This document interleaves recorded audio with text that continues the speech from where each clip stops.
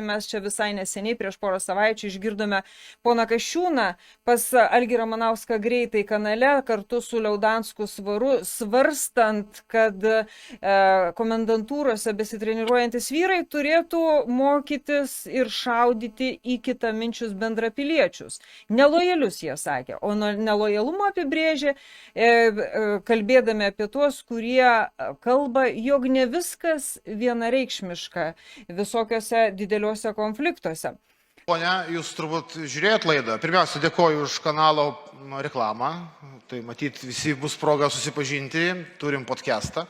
Bet skatinčiau pasižiūrėti. Ten Gabrielius Liaudanskas, kuris šiaip yra žmogus, iš kurio reikėtų mokintis, kuris daug padaręs dėl mūsų valstybės, pasakė labai daug tiesos. Kas yra diversinės grupės, jūs žinot? Ar žinot, kas darėsi Ukrainoje su diversiniam grupėm? Kur buvo ir Rusijos piliečiai, ir verbuoti Ukrainos piliečiai. Kas buvo su jais? Jūsgi žinot, kas yra stribai. Tai jūs puikiai, jūsgi istorikai, jūsgi puikiai žinot. Tai apie tai ir kalba. Ne apie lojalius, nelojalius ar nuomonės raiškos prasme. Kai karo padėtis, atsiranda diversinės grupės, kurie jums į nugarą bandys šaudyti. Ką mes darysim su tokiais? Tai viskas. Ginsimės. Ginsimės taip, kaip mokam. Atpildas 5 kolonai. Atpildas diversiniam grupėm. Tai yra akivaizdu.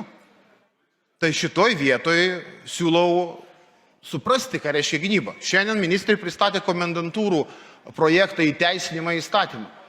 Puikus dalykas. Ką komendantūrų viena iš funkcijų oficialiai aprašyta? Kova su diversiniam grupėm. Apie tai ir kalba. Mes turėsim su jom kovoti, jeigu reikės.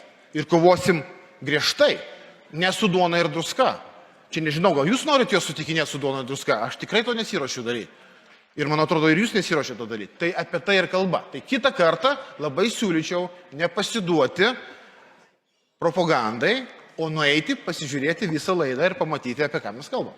Ačiū.